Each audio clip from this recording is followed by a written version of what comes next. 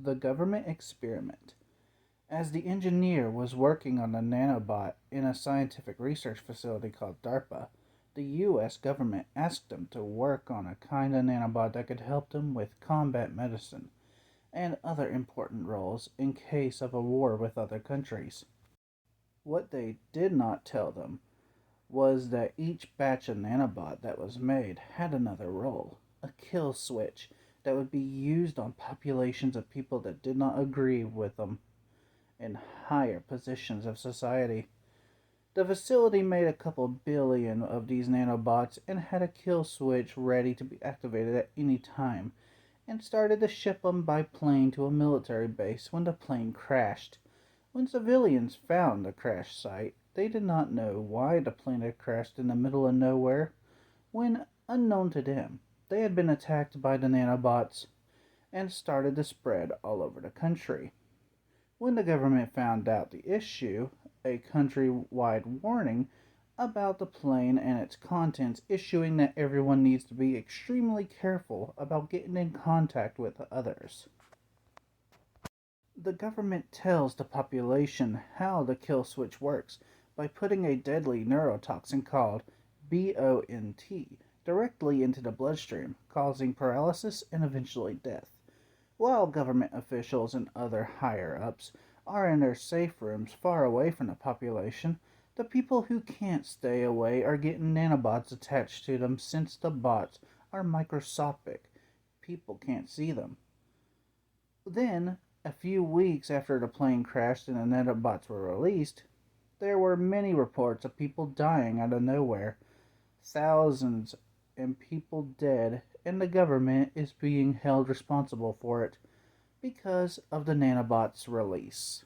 Many people in the US are upset about the government's nanobots killing their loved ones, and people are going on the streets rioting and wanting the government to destroy all the nanobots, and started using the slogan, "Our government is an adversary to all humanity."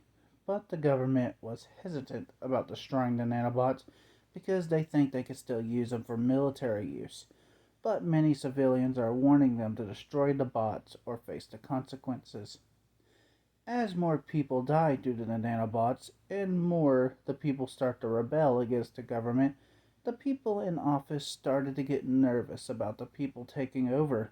They considered the first to try to calm the people down. But that didn't work. So they tried martial law, but it doesn't go well for them.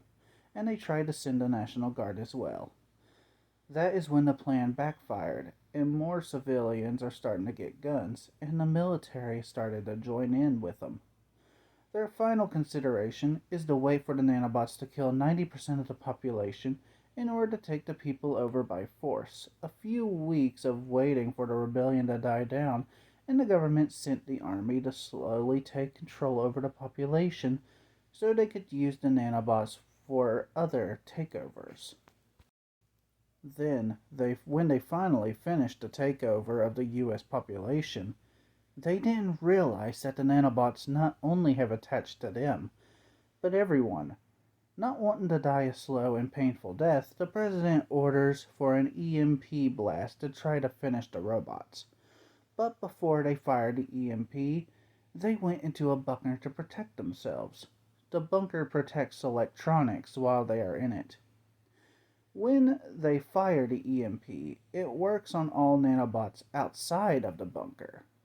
Then the officials inside realized that all electronics worked. That is when they made their final mistake. The nanobots in the bunker survived the EMP and are now attached to the last people in the bunker. As they are in the bunker, they leave a message for anyone that survived the nanobots' attack. A warning to anyone who wanted to use technology to control and exploit the people. Hello everyone, this is the Sleeping Wendigo, and I hope you enjoyed today's story. If you like more of this, please remember to like, share, and subscribe, and I will see you all next time.